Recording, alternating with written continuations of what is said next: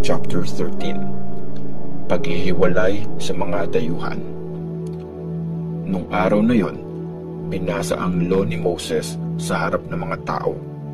Nalaman nila doon na hindi pwedeng sumama ang mga Ammonite o Moabite sa gathering ng bayan ng Diyos. Hindi kasi nila binigyan ng pagkain at tubig yung mga Israelites nung palabas sila sa Egypt. Binayaran pa nila si Balaam para sumpain ang Israel. Pero imbes na sumpa, binaliktad yon ng Diyos at ginawang blessing.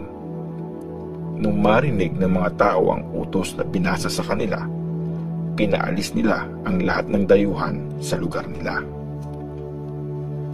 Mga ginawang pagbabago ni Nehemiah.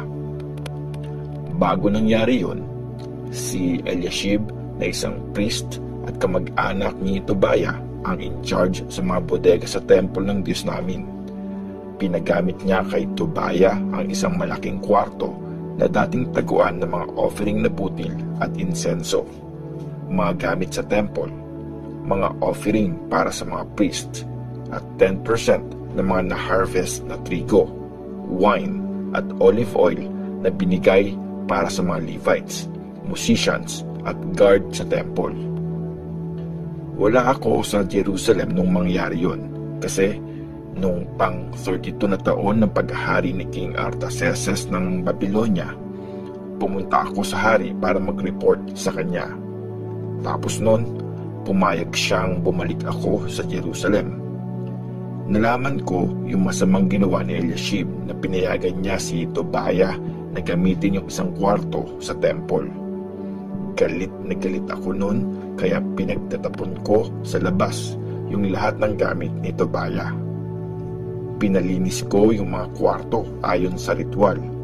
Tapos, pinabalik ko doon yung mga gamit sa temple, pati mga offering na butil at insenso. Nalaman ko din na nagbalikan sa kanilang bukid yung mga musician sa temple at ibang mga Levites kasi hindi na nabibigay yung parte na para sa kanila.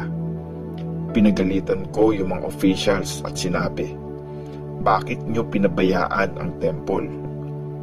Tapos, ginather ko ulit yung mga Levites at mga musician at pinabalik sa kanilang trabaho.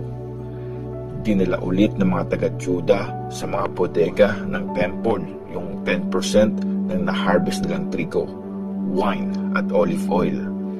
Ginawa kong in charge sa mga bodega ang priest na si Shelemiah, ang teacher ng law na si Zadok, at ang Levite na si Pedaiah, si Hanan na anak ni Zakur at apo ni Matanaya ang assistant nila.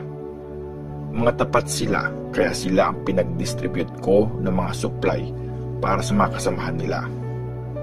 Diyos ko, huwag mo akong kalimutan, pati yung magagandang ginawa ko para sa temple mo at sa pagsamba doon. Nung time na yon, nakita kong nagpipiga ng ubas yung mga taga-Juda sa araw ng Sabat.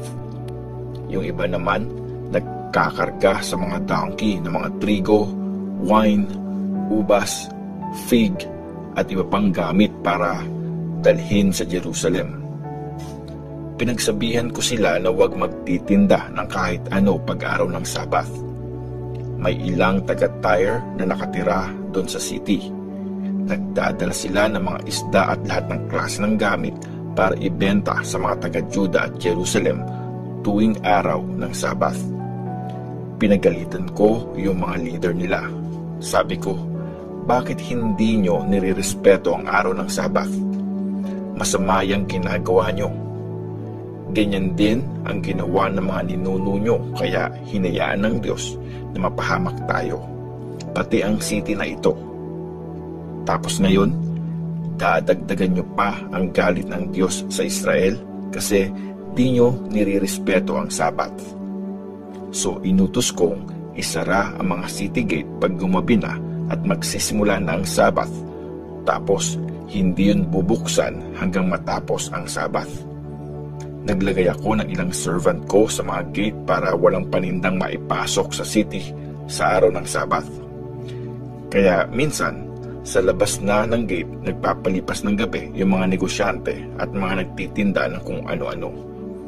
Winarningan ko sila. Bakit kayo nag-i-stay dyan sa labas? Pag ginawa niyo ulit yan, gagamit na ako ng dahas. Mula nun, hindi na ulit sila pumunta sa araw ng Sabath. Inutusan ko ang mga Levites na maglinis ng sarili ayon sa ritual at pinagbantay ko sila sa gate para ma-maintain na banal ang araw ng Sabath.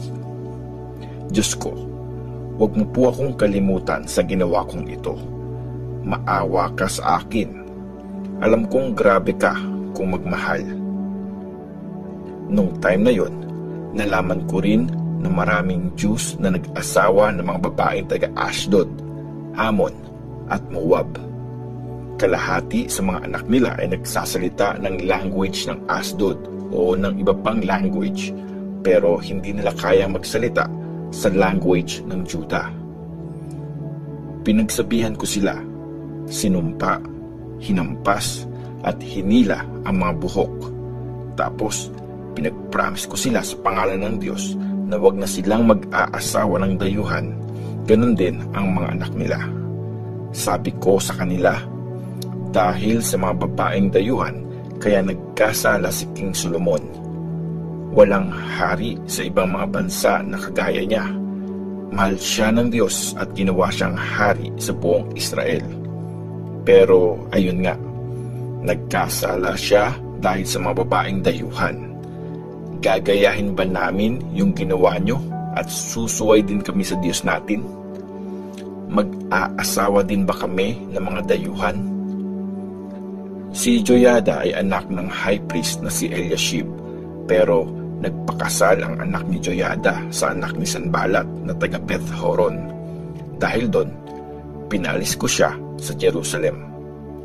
Tandaan mo po, O Diyos, kung paano nila nilapastangan ang pagiging priest at ang kasunduang ginawa nyo sa mga priest at Levites.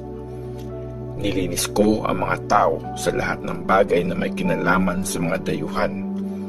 Inassign ko ang mga priest at Levites sa kani-kanilang gawain.